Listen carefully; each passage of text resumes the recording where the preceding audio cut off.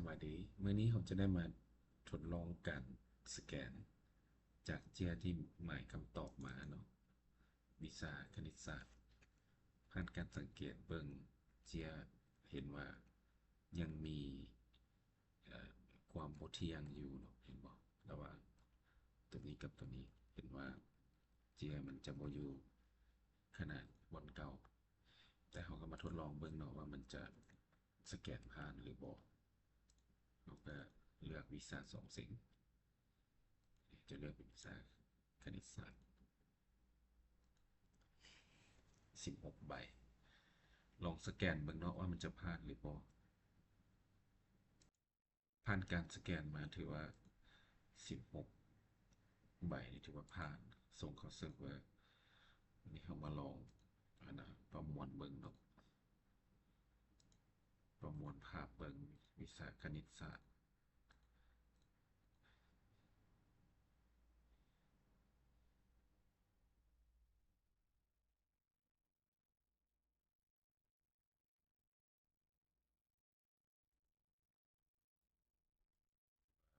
ขั้นตอนแล้วเนาะถือว่าสำเร็จการประมวล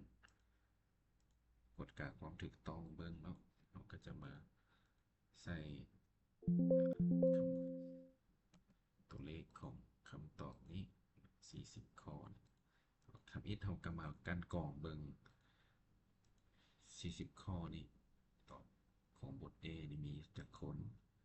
ของบท B ต่อมาเฮาก็มาเบิ่งว่ามีผู้หมายกายบ่นี่แน่นอนมีสิ่งแปลกปลอมมาแล้วเนาะผู้หมายน้อยกว่าเด้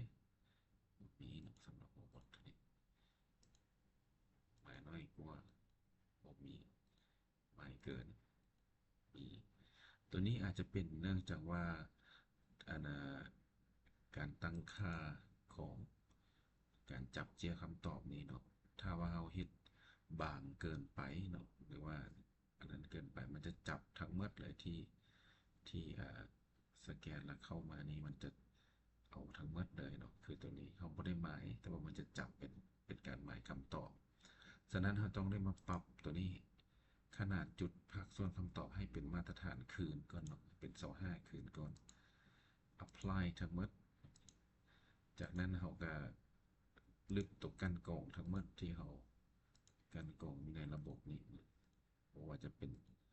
ใหญ่กว่าตกขึ้นลึกออกมาทั้งหมดซะก่อน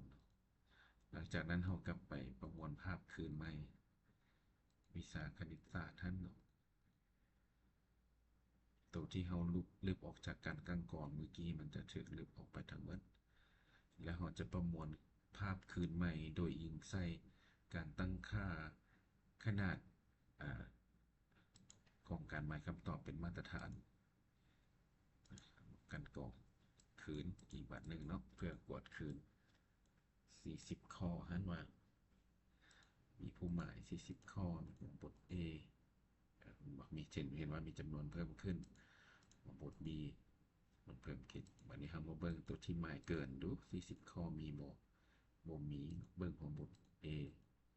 มีผู้หนึ่งหมายเราก็มากวดคืนได้การที่กวดคืนนี่ตัวนี้เห็นว่าข้อที่30นี่เนาะเราหมาย2คำตอบก็ถือว่า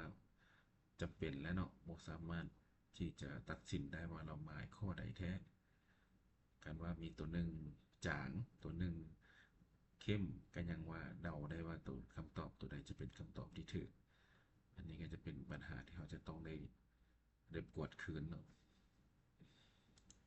โอเคก็ถือว่าการกันกรองมาฮอดนี้ก็ถือว่าสำเร็จโดยพื้นฐานเนาะเขาก็กันกรองเป็นลักษณะนี้แหละกันกรองใหญ่กว่าน้อยกว่าเพื่อกวดกาเบิ่งและการเบิ่งทั้งสองบทเนาะทั้งบท A บท B ก็ถือว่าผ่านขอขอบใจ